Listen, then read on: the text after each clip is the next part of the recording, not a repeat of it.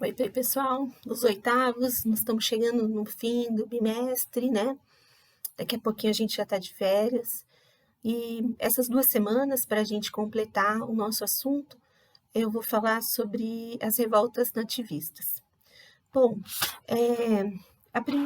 primeiro que eu quero dizer é que essas revoltas, elas não tinham um caráter de independência. Elas queriam só defender uns interesses de um determinado grupo, né? Que normalmente eram grupos que pertenciam à elite, aos senhores de engenho, senhores de escravos. Então, essas revoltas não aconteceram para beneficiar, assim, o Brasil, tá? O Brasil continuaria sendo colônia. Na verdade, eles se revoltavam contra uma exploração, né, do governo português, tá? Então, a primeira revolta é a revolta de Beckman, e ela aconteceu no século XVII. Ela foi lá no Grão-Pará. Eu coloquei aí 2 mapas para vocês, um de antigamente e outro atual, tá? O o Grão-Pará, ele era um território muito grande, e o Maranhão, né? E esse pessoal aí, como é que eu falo? Eles pegavam as drogas do sertão. O que eram essas drogas? Comercializavam, né, essas drogas. Era cacau, canela, castanha do Pará, piqui, guaraná, entre outros. Bom, e aí, nesse momento, quem fazia essa que pegava essas coisas lá na floresta eram os indígenas, tá? E chegou um pessoal lá que eram jesuítas e não queriam mais que os indígenas fossem escravizados.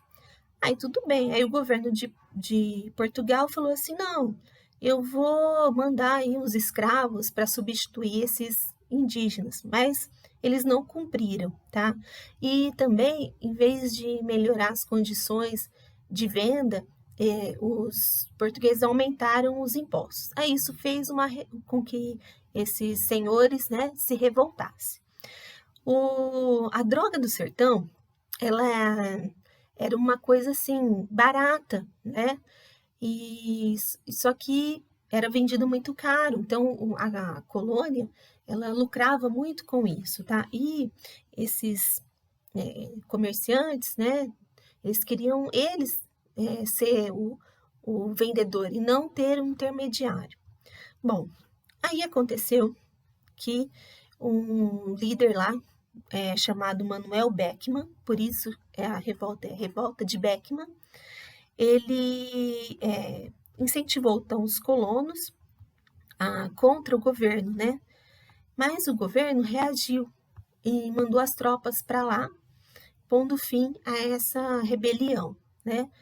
Consequências: a morte dos líderes, fim da Companhia do Comércio do Maranhão e a volta da permissão de escravização dos indígenas.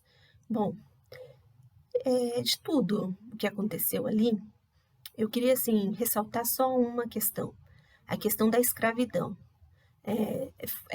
Foi muito comum a escravidão de indígenas, tá?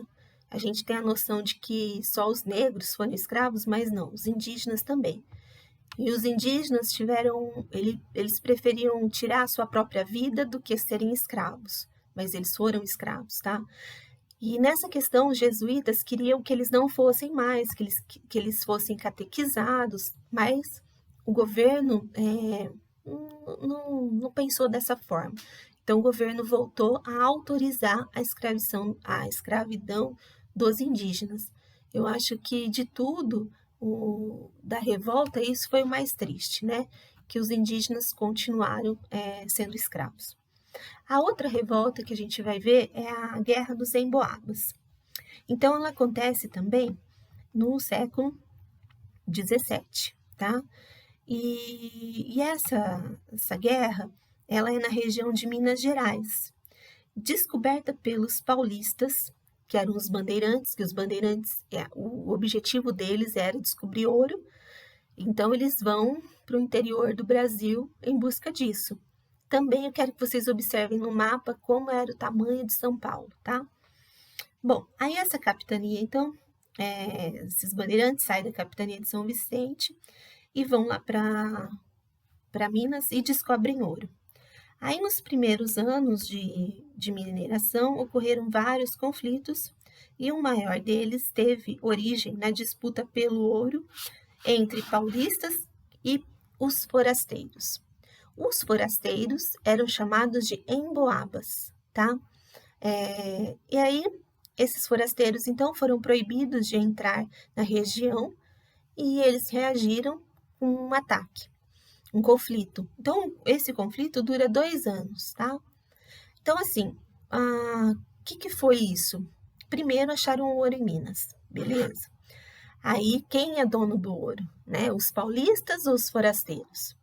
Então, começa essa briga. A revolta, né? Motivos da revolta e revolta. Consequências, vou ler para vocês. Foi enviado para o Rio de Janeiro um novo governador, foi criada a capitania, então foi dividido São Paulo e Minas Gerais, que até então era tudo junto, e foi elevado o povoado mais populoso da capitania para a cidade, que era vila, passou a ser uma cidade, que é São Paulo. Então foi isso. A Guerra dos Emboabas, ela traz a importância dos bandeirantes para a nossa história. Os bandeirantes foram os homens aí que organizaram realmente o nosso território, tá? E por último, pessoal, tem a Guerra dos Mascates. Essa guerra, pelo nome, você já entende. Mascate é um nome que se dá ao comerciante. E essa disputa, ela foi entre Recife e Olinda. E até hoje eles têm uma grande rivalidade. As duas cidades são, como é que eu vou dizer? Se vocês já foram lá, vocês já devem ter visto. Elas fazem divisa só por uma ponte, tá? E Olinda foi uma cidade importante quando na colonização, tudo, mas Recife começou a prosperar mais, né? Então, o que aconteceu? O açúcar brasileiro vinha perdendo preço na Europa. Então, os senhores de engenho de Olinda construíram, adquiriram, dívidas, tá? Com os comerciantes de Recife. Embora fossem ricos, esses comerciantes não tinham poder político, pois Recife controlava a Câmara Municipal. Aí, liderada pelos senhores de engenho, começou então um conflito. Os comerciantes de Recife pediram ao rei que elevasse o povoado, né, para a vila. E, inconformados, os proprietários de Olinda se armaram e invadiram Recife. Destruíram tudo lá, né, e deram início então à Guerra dos Mascates. O governo português interveio em favor dos comerciantes e mandou os soldados reprimirem os olindenses. Então, o governo fica do lado dos cidadãos de Recife, tá? E aí, gente, Recife foi confirmada como uma vila independente, tornou-se capital de Pernambuco. Então, os motivos da guerra, a gente pode dizer aqui que os comerciantes queriam uma abertura política, mais autonomia, tá? Quem estava envolvido? Só gente da elite, tá? Senhores de engenho de Olinda e comerciantes de Recife. Bom, consequência, a vitória de Recife, como eu falei, e a elevação de Recife para a cidade, né? Que isso na época era uma coisa muito importante.